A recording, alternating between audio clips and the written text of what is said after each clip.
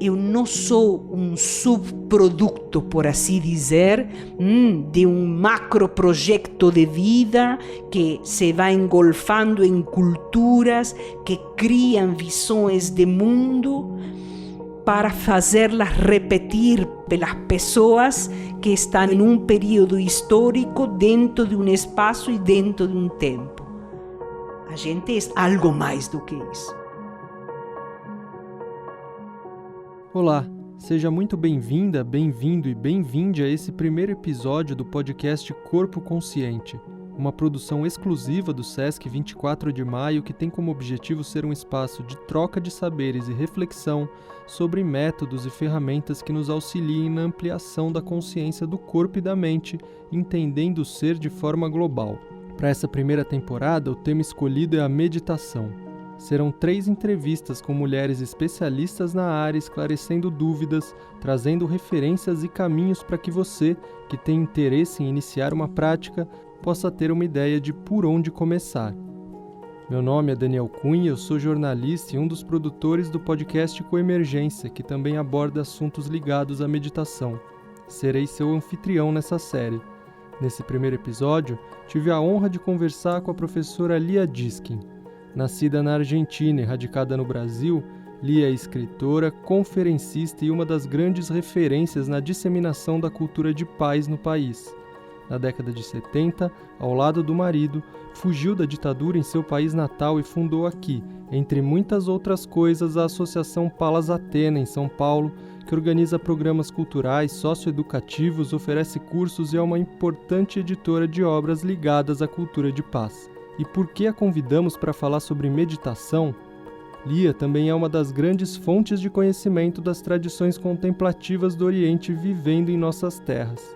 Após se formar como jornalista, realizou estudos sobre as Upanishads e a filosofia tibetana em Dharamsala, na Índia. Foi responsável direta pelas visitas do Dalai Lama ao Brasil e já recebeu inúmeras premiações internacionais, a última em 21 de fevereiro de 2020, do governo da Índia, o prêmio Padma Shri, uma das maiores honras civis do país, em reconhecimento ao seu excepcional e notável serviço na área de trabalhos sociais.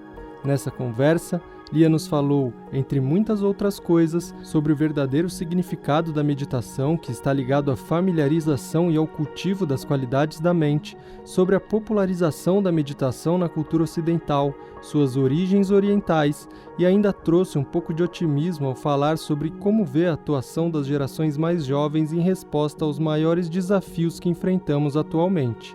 Com vocês, Lia Diskin. Muito obrigado, professora Lia, por aceitar o convite do SESC e separar um tempinho para conversar com a gente.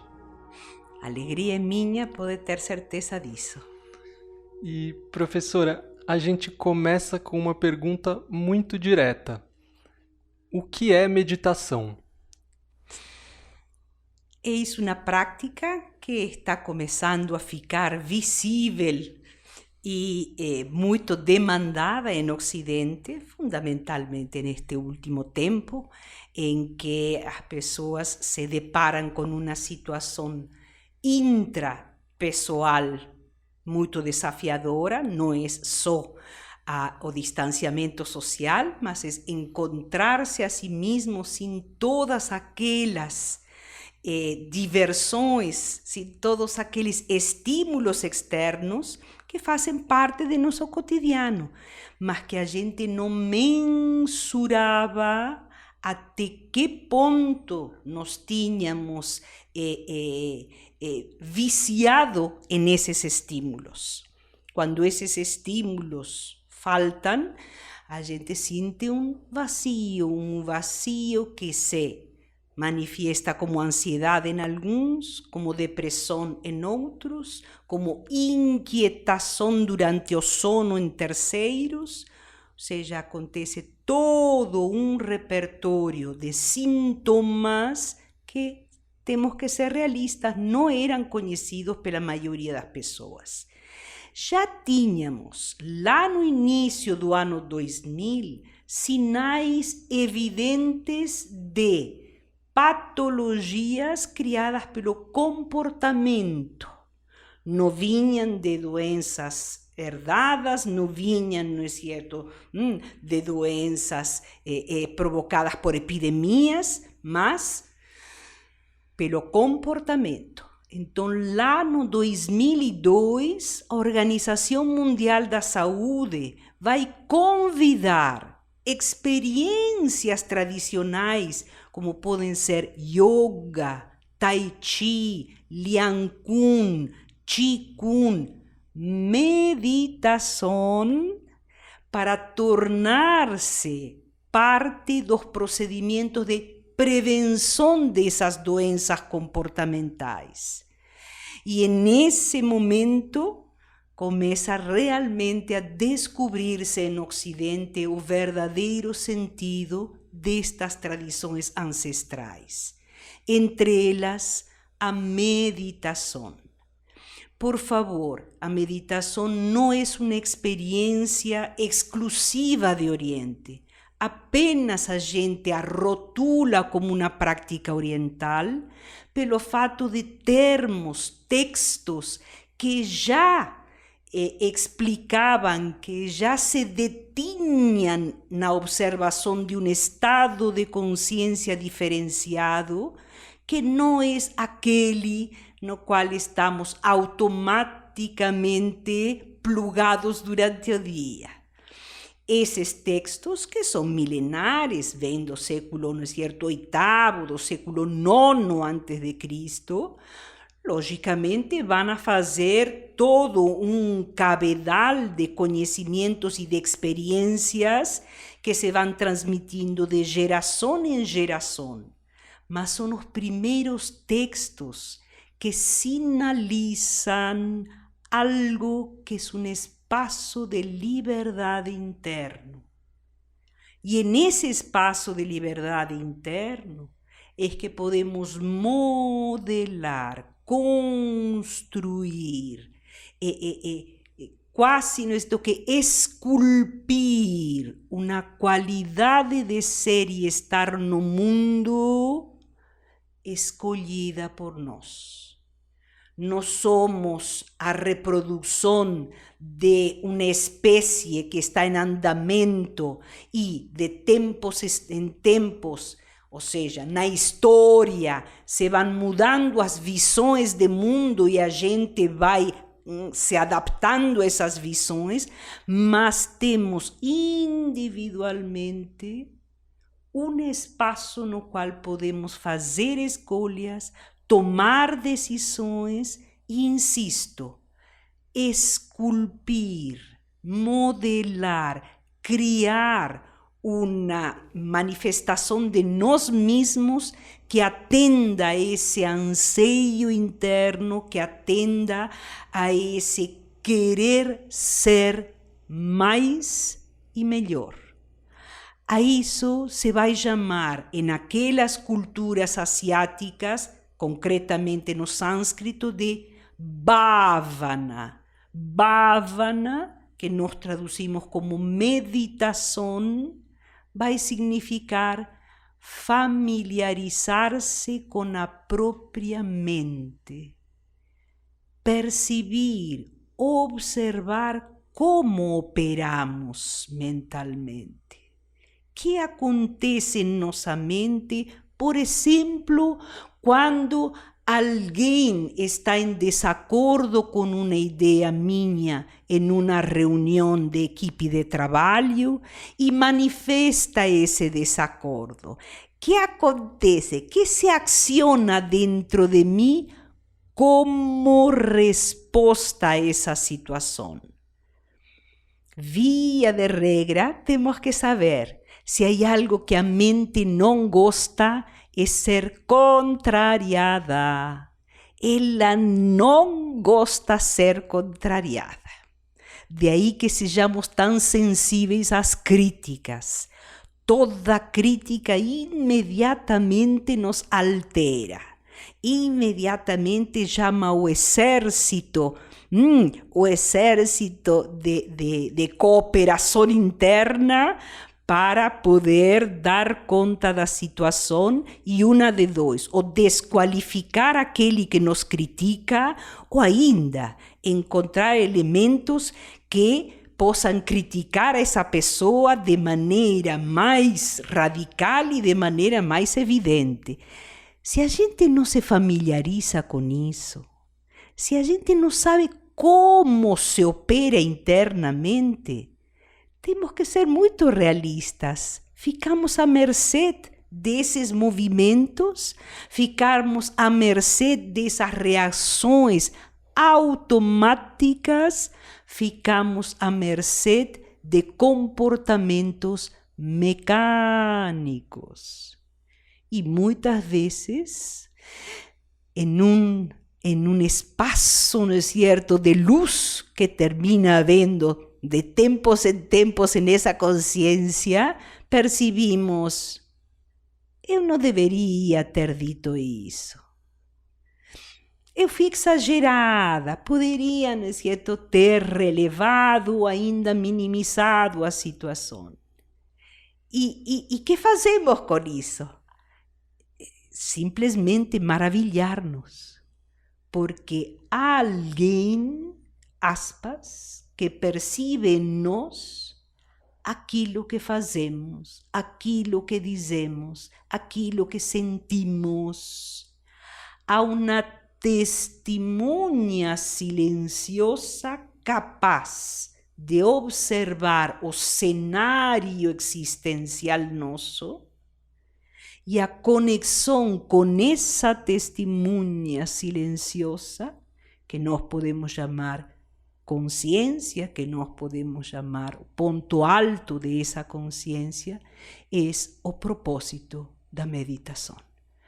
Como navegar nas múltiplas sensações, nas múltiplas percepções, nas múltiplas memórias, etc., que são as funções da própria mente, como navegar em essas ondas para poder chegar àquele espaço onde conseguimos ver com um pouco de maior clareza, com um pouco de maior equidade, sem cair em julgamentos, sem cair em autopenitenciamento, sem cair em um espírito de vitimização.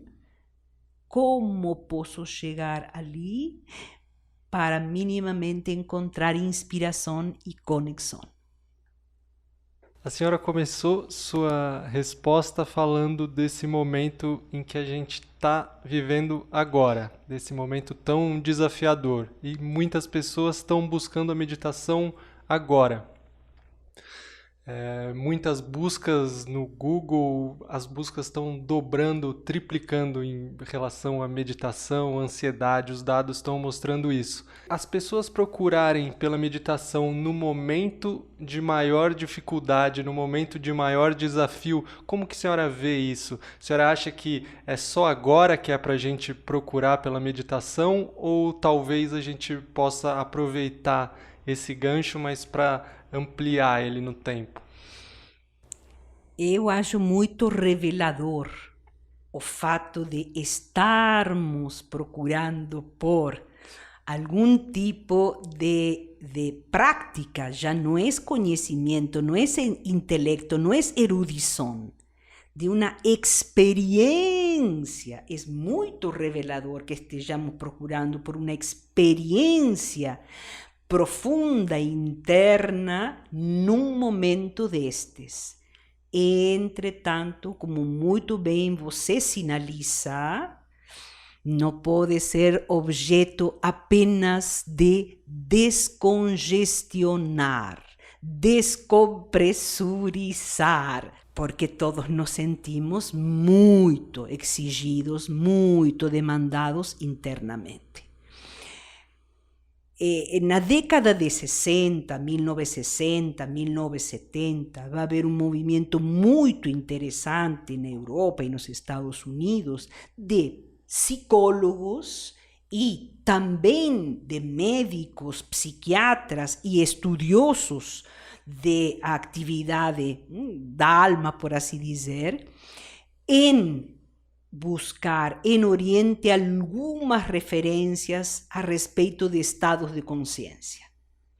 Vai haver o grande boom de pesquisadores que vão terminar dando por espaço aquilo que hoje conhecemos e que nos trazem as neurociências. O primeiro contato que houve em aquilo que acontece abaixo de nosso crânio, nós nunca tínhamos tido conhecimento de que passa em vida, que passa, não é certo? Na dinâmica do viver dentro de nosso crânio. Foi em 1920, quando se cria o eletroencefalógrafo. Um doutor, era um médico, não é certo? Berger, alemão, vai descobrir que determinados estados de consciência provocam determinado tipo de ondas cerebrais. Como ele soube isto? Porque simplesmente começou a registrar em seus equipamentos essas ondas, primeiro com pessoas comuns, mas depois chamou monges japoneses da tradição Zen, da tradição budista Zen. E começou a estudá-los e começou a analisá-los, e aí lhes pedia que entrem em prática meditativa e veia que havia uma alteração na frequência das ondas cerebrais. Ou seja, foi realmente um dos primeiros antecedentes que temos em Ocidente, e logicamente no mundo, porque Oriente nunca fez uma experiência científica a respeito, não precisou, não foi a vocação de Oriente ir por essa via, mas em Ocidente foi o primeiro sinal de que determinados estados mentais provocam determinadas frequências cerebrais. Hoje poderíamos dizer até segregam hormônios diferentes. Isso é realmente interessante em uma época como a nossa, em que damos crédito à ciência. Nós acreditamos, não é certo, na ciência como na Idade Média se acreditava dentro das tradições ocidentais, na vida religiosa católica, na vida religiosa cristã. A história tem seus momentos, a história, não é certo, tem suas predileções de tempos em tempos. Então, estando hoje na condição que estamos, pudiendo ter uma monitorização científica, alguém que vai acompanhando o processo e, consequentemente, tem maneiras de moderar ou de modelar experiências. É realmente significativo que a meditação tenha esse ibope. Você estava falando que triplicaram as buscas dentro da internet, que tenha, não é certo, esse chamado. Mas é importante dizer, perfeito, a meditação pode baixar o nível de ansiedade, sem sombra de dúvida, a meditação pode minimizar déficit de atenção, a meditação pode favorecer ciclos de sono mais edificantes e saudáveis, a meditação pode trabalhar com adicções, por exemplo, ao álcool, ou a drogas, ou ainda farmacopeios, mas não é esse o propósito da meditação. Al menos não é o propósito que vamos encontrar nos textos tradicionais. O objetivo da meditação, nesses textos tradicionais, sejam da Índia, sejam da China, é ampliar a percepção de realidade, ampliar meu repertório, eu não sou fruto de um condicionamento cultural e histórico. Eu não sou uma repetidora de um aprendizado tido dentro de uma família ou ainda dentro de uma comunidade. Eu tenho uma singularidade. E essa singularidade pode ser acessada e parte de meus condicionamentos, parte de meus preconceitos absorvidos através da educação, simplesmente podem desfazer-se porque não resistem a uma reflexão mais profunda, a uma observação de uma via sapiencial que me conecta com aquele estado de consciência que tínhamos falado minutos atrás. Eu não sou um subproduto, por assim dizer, de um macroprojeto de vida que se vai engolfando em culturas que criam visões de mundo para fazê-las repetir pelos indivíduos, pelas pessoas que estão em um período histórico dentro de um espaço e dentro de um tempo. A gente é algo mais do que isso, sem sombra de dúvida. E se não fosse esse algo mais, não teríamos essa curiosidade espantosa que temos os humanos, que não tendo acesso ao universo, não tendo acesso sequer às redondezas que estão aqui, perto de nós, nesta galáxia, nós criamos um instrumento para nos aproximar. Nós criamos telescópios, nós criamos maquinários que me permitam saber como é a superfície de Marte. Gente, somos criaturas minúsculas que vivimos quanto?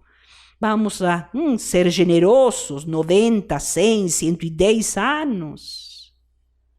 Nós queremos saber como é essa superfície de Marte. E não é suficiente isso. A gente, como não consegue ver o micro, não consegue ver, por exemplo, não é certo, o vírus, criamos microscópios. Aquilo que nos dê acesso a uma realidade que o olho nu não consegue. Nós somos essas criaturas que queremos saber, queremos conhecer. E inventamos, criamos, descobrimos meios que nos den acesso a realidades cada vez mais profundas, cada vez mais coerentes, consistentes, sobre as quais possamos firmar uma trajetória de vida. A senhora comentou dos textos do Oriente, da Índia, que representam a origem da meditação. Eu queria ouvir da senhora, eu sei que a senhora tem uma grande experiência com isso também, nos cursos que a senhora dá aqui na Palas, falasse um pouco sobre essa origem, assim, se a gente consegue localizar no tempo e espaço onde surgem os primeiros registros de meditação e com que tipo de motivação, qual que era o contexto. Sem dúvida, onde vamos encontrar com maior profusão essas linhas iniciais da trajetória da meditação vai ser nas Upanishads. As Upanishads estão consideradas os Himalaias da alma. Alguns autores se referem a esses textos como sendo os Himalaias da alma, o ponto alto da alma. E, por favor, não são textos complexos. Não acredite que estão escritos de maneira hermética, de maneira simbólica, quase que fazendo alusões a poderes mágicos. Nada disso. absolutamente nada disso. Eu vou contar um continho de uma Upanishad inteira. Uma Upanishad inteira se resume a um continho. Katha Upanishad se chama. Katha Upanishad. Upanishad da carruagem. Que foi a maneira com que o autor, que logicamente não conhecemos, estes textos não têm autoria, o que tem às vezes são comentaristas. Mas os comentaristas sempre são extremamente honestos e eles dizem: isto eu tenho ouvido de meu mestre, que ouviu de seu mestre, que por sua vez escutou de seu outro mestre, e assim criando uma linhagem ancestral e dando uma autoria, poderíamos dizer, a matriz do humano. Brilhante, sem dúvida alguma brilhante.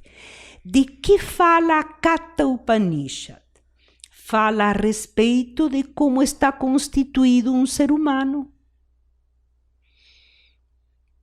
Por que vai fazer a metáfora da carruagem? Por que vai utilizar a carruagem como meio de poder explicar que é o humano?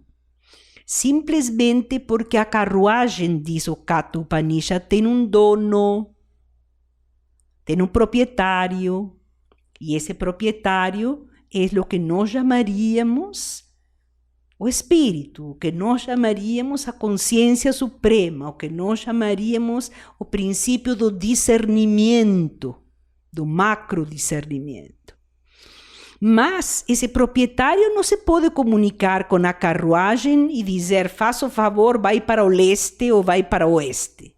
Precisa de intermediários, precisa de mensageiros. Então ele vai ter um mensageiro que vai ser o cocheiro. O cocheiro que vai conseguir dirigir a carruagem, logicamente vai atender à necessidade de tomar uma direção ou outra por parte do dono. Ele vai ser fiel a esse dono. Esse cocheiro vai ser a simbólica da inteligência, da capacidade de ver em profundidade. Inteligência, por favor, não é erudição, não é enciclopedismo, é a capacidade de ver em profundidade quais são as consequências deste acto em termos imediatos. Quais as consequências em termos um pouquinho mais longos a meio prazo? Quais são as consequências a longo prazo? Essa capacidade sensível de ver em profundidade. Mas o cocheiro tampouco pode dizer à carruagem: faça o favor, toma a linha do leste ou do oeste. Precisa, sem sombra de dúvida, forças que empurrem essa carruagem. Precisa cavalos, precisa bois. Vão ser eles a simbólica dos sentidos, das forças que me permitem dialogar continuamente com o meio.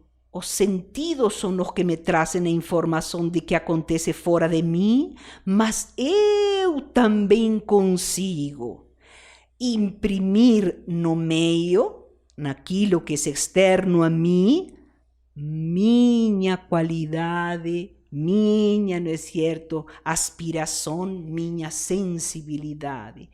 Isso que quase que é uma porta que está aberta para os dois lados. Abrem um sentido e abrem outro sentido. São as portas do vai-vem. Mas como se comunica esse cocheiro com os cavalos? Também eles não vão entender o que seja. Vai para a esquerda, vai para a direita, corre um pouquinho. Não consegue. Vai ter que ter rédeas, O cocheiro se vai comunicar com os cavalos através de rédeas. E as rédeas vão ser a representação da mente. A mente que vai dizer para os sentidos: olha lá, não, escuta com mais atenção. Talvez algo esteja, não é certo, sendo cozinhado, estou sentindo um aroma, um perfume, não é certo, muito gostoso. A mente vai dialogar com os sentidos, mas por sua vez a mente vai obedecer a inteligência, e a inteligência está subordinada à consciência. Não é extraordinário isto? Veja a maneira com que, em termos didáticos, se explica as dimensões do que somos como humanos lá por volta do século IX, do ano 900 antes de Cristo, pelo ano de 1100 antes de Cristo, quando temos estes textos tentando através da linguagem de sinalizar uma dimensão que os sentidos não podem explicar, que os sentidos não podem exprimir, que os sentidos não podem apanhar. Mas é a linguagem que obviamente nasce por uma experiência de alguém se debruçou com essa experiência dentro de si mesmo, alguém observou essa experiência em uma outra pessoa, da qual se tornou um interlocutor, e isso fica registrado em um texto que obviamente é antigo, mas continua tendo o perfume de uma descoberta. E aí eu fiquei pensando, professora, quando a meditação começa a se popularizar aqui, a secularização da meditação também, né? Um pouco da desconexão com esses textos antigos e com essas tradições antigas. Hoje, por exemplo, ela chega muitas vezes para a gente quase que como um exercício, da mesma forma como aconteceu com o yoga, de que às vezes é tratado como um exercício físico, uma postura, então a meditação como um exercício para eu relaxar, para eu reduzir o estresse.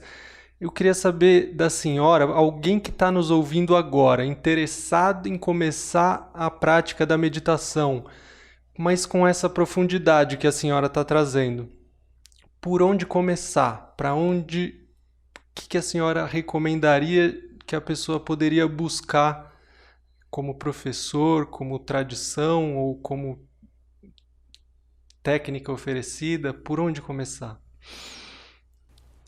A instrumentalização da meditação e da mesma maneira como você também colocou muito claramente, a redução do yoga a simples posturas e ritmos respiratórios que viabilizem relaxamento, sem dúvida, não é certo, é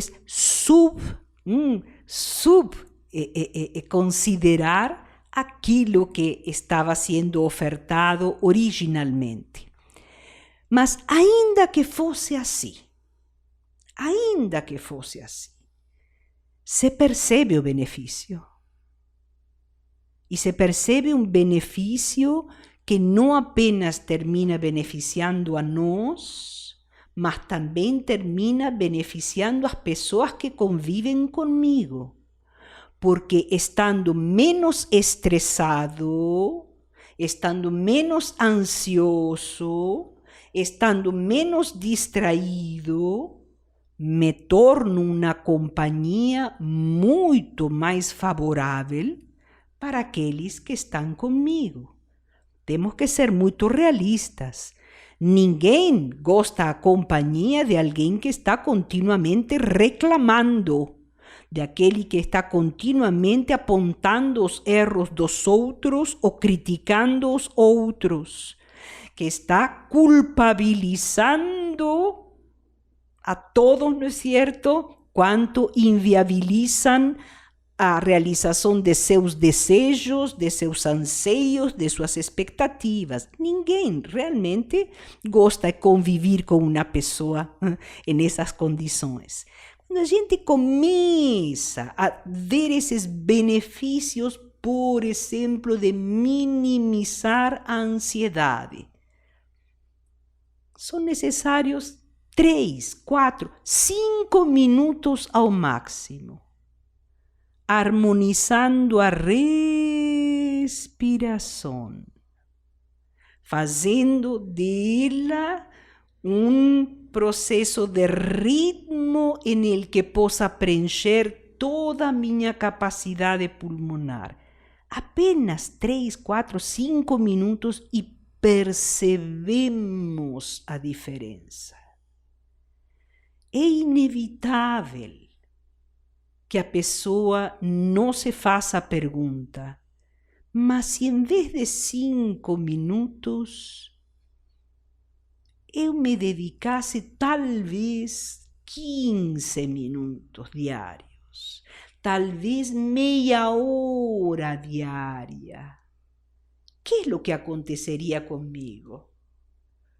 Si ya en tan poco tiempo vejo uma qualidade que emerge dentro de mim de maneira mais luminosa e de maneira mais harmoniosa, qualidade que não só eu percebo, mas as pessoas com as quais convivo também percebem, talvez se dedicasse um pouquinho mais de tempo, talvez se procurasse que há por trás de tudo isso, os benefícios seriam bem maiores. E benefícios que trazem, logicamente, bem-estar, prazer, contentamento, alegria. Que é o que buscamos cotidianamente naquilo que fazemos. É interessante ver esta questão. Por quê? Porque estes ancestrais que registraram as experiências dentro do campo do yoga, dentro do campo das tradições védicas, as tradições upanishádicas, unicamente tinham como objeto de observação a si próprios e às outras pessoas. Não havia biblioteca, não havia laboratório para pesquisar coisíssima nenhuma, não havia, não é certo, acesso a academias, universidades, porque elas não existiam.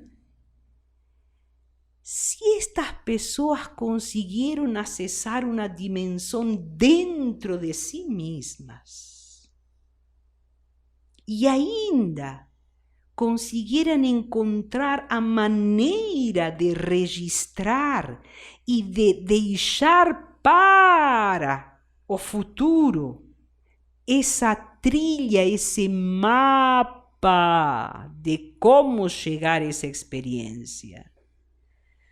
Sem sombra de dúvidas, está falando de algo muito concreto, real, consistente. Se não teria a longevidade que tem hoje. Hoje estamos utilizando yoga, não é certo, yoga para prevenir Alzheimer. Hoje estamos utilizando yoga para trabalhar com uma baixa, por exemplo, da pressão arterial, para cardiopatias leves, para dificuldades de aprendizagem, para ressocialização quando há uma disfunção comportamental.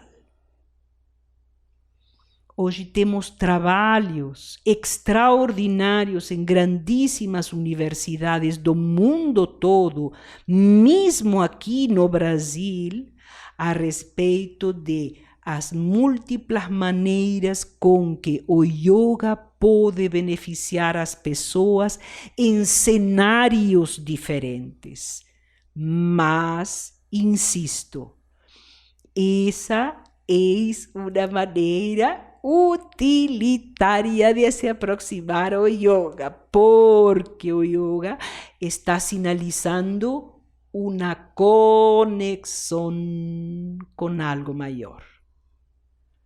Llame a ese algo mayor Deus, llame a ese algo mayor energia cósmica, llame a ese maior princípio primevo, como quiser chamar. Yoga, a própria palavra justamente sinaliza isso, tem por propósito nos reconectar com aquilo que já somos, que sempre fomos, mas apenas que nos temos distanciado e nos últimos tempos podemos dizer nos temos distanciado demais. Quando digo últimos tempos me estou referindo do iluminismo para aqui, ou seja, praticamente 2, 3 séculos, em el que ficamos fascinados pela velocidade. A gente é fascinado pela velocidade. Teve uma entrevista da senhora que eu ouvi que a senhora falou assim: não se pode ingressar na meditação se antes eu não tenho a mínima governabilidade da minha atenção. Hoje, são inúmeras forças disputando a nossa atenção a cada instante também, né? Especialmente pelos meios digitais. Cada vez mais a gente está se deparando com isso e cada vez mais fica mais difícil essa governabilidade da atenção, me parece. Aí eu queria fazer uma pergunta para a Lia filósofa, para pensar um pouco no que vem a partir de agora. Assim. A senhora é otimista com a nossa capacidade, mesmo com as ferramentas que a gente tem, como a senhora está trazendo, da meditação, da familiarização com o mundo interno? Quanto mais o mundo acelera à nossa volta, parece que fica também mais difícil da gente entrar em contato com isso, né? Como a senhora vê isso? Sem dúvida, perfeitamente bem colocado, mas veja que na tua própria explanação já existe uma percepção de que isso não é saudável. Na apresentação do problema já está, de algum modo, sinalizada a saída do problema. É a primeira vez na história da humanidade que as gerações mais novas têm competências, habilidades, poderes que as gerações mais velhas não têm. Nunca aconteceu isso na história da humanidade. Sempre foram as gerações mais velhas que iniciaram na vida, iniciaram nas competências para uma vida desejável, uma vida, não é certo, rica, uma vida fecunda, as gerações mais novas. Hoje são os netos os que têm que colocar, por exemplo, um aplicativo no celular para a vovó ou ainda fazer uma transação bancária para o avô. Nunca aconteceu isso na história da humanidade. É importante percebermos isso porque estamos mudando o eixo do poder. E nessa mudança do eixo do poder, porque é um saber que se torna poder, também estão emergindo situações totalmente inusitadas. De uma criança, uma adolescente como a Greta Thunberg, com 13 anos, ficar frente ao parlamento sueco com um cartaz dizendo: vocês não podem vender-nos o futuro. E ainda discursando com 14 anos, lá na reunião das Nações Unidas, chamando a atenção de: que vocês estão fazendo? As mudanças climáticas estão aí, vocês não podem dizer que não existem. Vocês não podem dizer que as calotas polares não estão derretendo. Vocês não podem dizer que dezenas e dezenas de espécies vivas estão desaparecendo a cada mês. 13, 14 anos. Seria impensável isso, não digo muito, 2 gerações atrás. Impensável que uma menina de 17 anos, como a Malala, ganharia o Prêmio Nobel da Paz. Por quê? Simplesmente porque enfrentou uma tradição que não permitia que uma menina, que uma mulher, estudasse. E ela quer estudar. E ela quer conhecer. E ela quer que outras meninas também tenham esse direito de ampliar a representação da realidade dentro de si mesmas. Esses são sinais extremamente interessantes, porque nos estão marcando um rumo que até faz muito pouco tempo não existia. Por exemplo, uma juventude que está muito mais interessada em deslocar-se em uma cidade por bicicleta do que possuir um carro. E está muito mais interessada em poder investir seu tempo em experiências significativas. Por exemplo, ir para Guatemala e ajudar ou ainda ter a possibilidade de viver com alguma tribo ancestral, ou ainda ir-se para a África e auxiliar aos Médicos Sem Fronteiras, carregando água, já que não tenha, não é certo, talvez uma competência que lhe permita actuar como médico, como auxiliar de enfermagem ou do que for. Estas questões que se estão vendo na nova geração são também muito significativas. Está havendo uma mudança que, obviamente, não está no macro, não é a maioria da nova geração, mas são rumos e sinais claros de que se quer uma outra realidade. Se quer uma outra realidade em que não exista a ganância por trás de um uso de uma fonte natural, qual pode ser uma área silvestre, para torná-la pasto para gado.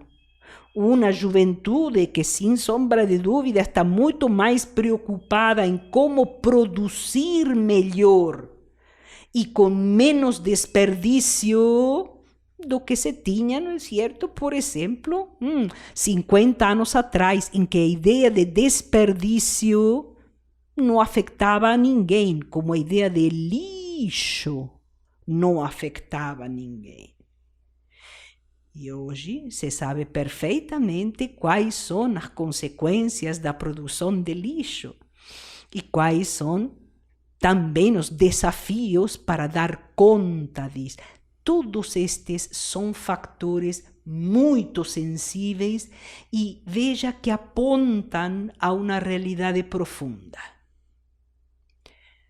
a um crescente sentimento de que pertenço a um macro projeto de vida, pertenço a uma experiência que se está dando em um planeta chamado Terra, e nada do que houver nessa experiência pode ser abusado ou ainda, não é certo, mal utilizado, muito menos ameaçado de extinção. Por quê? Porque faz parte de minha própria existência.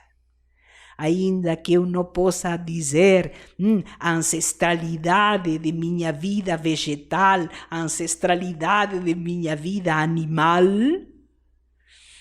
se de fato houve um Big Bang, Sem dúvida, a experiência das primeiras macromoléculas ainda estão vivas neste cenário no qual estamos também nós.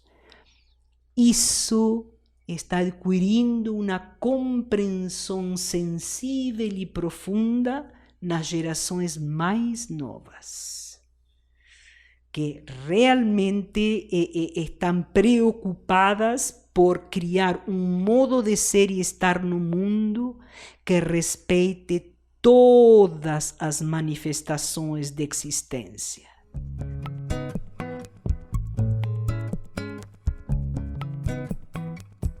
Como praticante de meditação, quais são os benefícios que a senhora percebe, tem percebido na sua própria experiência? Como a meditação impactou a sua vida? Sem dúvida alguma, acredito que me engano a mim mesma muito menos do que me enganava antes.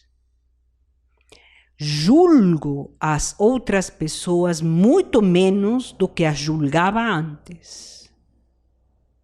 Me interessa aquilo que me falam as pessoas muito mais do que me interessava antes.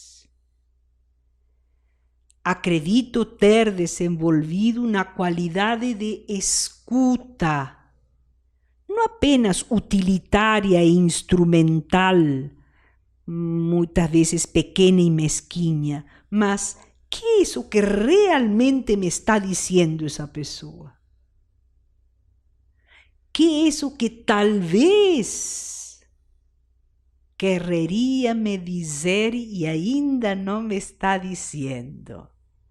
Até que ponto me tornei o suficientemente confiável para que a outra pessoa possa expor suas ideias, suas crenças, seus medos, sem ter que disfarçá-los? Esses são os pontos que penso, nos vão tornando um pouquinho mais livres. Confessar nossas vulnerabilidades, nossos receios. Desde já, não é certo? A dificuldade de lidar com as incertezas. Eu falei um pouco mais atrás que a mente busca conforto.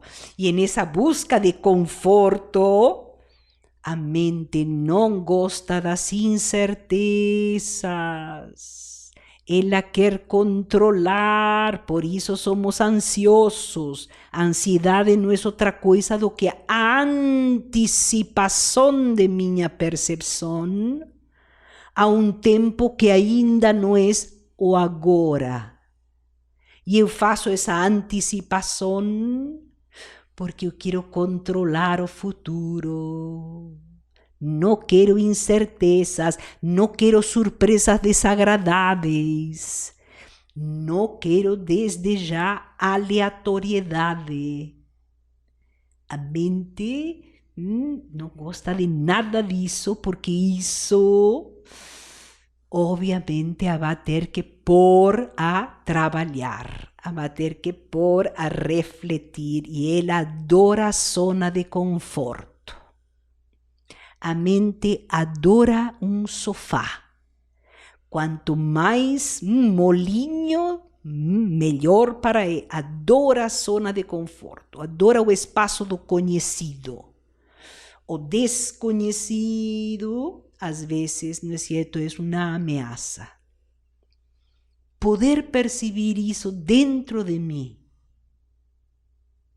poder ver como opera em mim, nas diferentes circunstâncias, nas diferentes situações, com diferentes pessoas, sem sombra de dúvida, é muito libertário, é extremamente libertador. Amplia enormemente a capacidade de poder fazer escolhas cada vez mais justas, cada vez mais saudáveis, de tomar decisões que também estejam apontando para esse horizonte luminoso. E isso deixa conectado, sem dúvida alguma, com o agora, com o eterno presente que se renova e se renova e se renova e se renova. A vida é isso, um eterno presente que se renova, que se renova.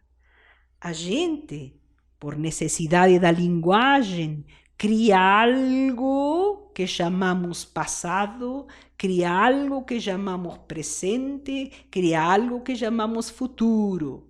Mas na realidade tudo isso não é outra coisa do que uma experiência que se renova em cada presente e se renova em cada presente e se renova em cada presente. Sempre aspirando a poder fazer de nosso futuro algo que seja benéfico não apenas para nós, mas fundamentalmente para todos aqueles que nos rodeiam. E quienes nos rodeiam hoje, a humanidade inteira. Professora Lia Diskin, muito obrigado em nome do SESC 24 de Maio, agradeço. Suas palavras são, como sempre, muito inspiradoras, inspiraram a mim, espero que tenham inspirado quem tenha nos ouvido e nos acompanhado durante essa conversa. Muito obrigado. Eu é que agradeço pela confiança e a oportunidade de partilhar algumas experiências.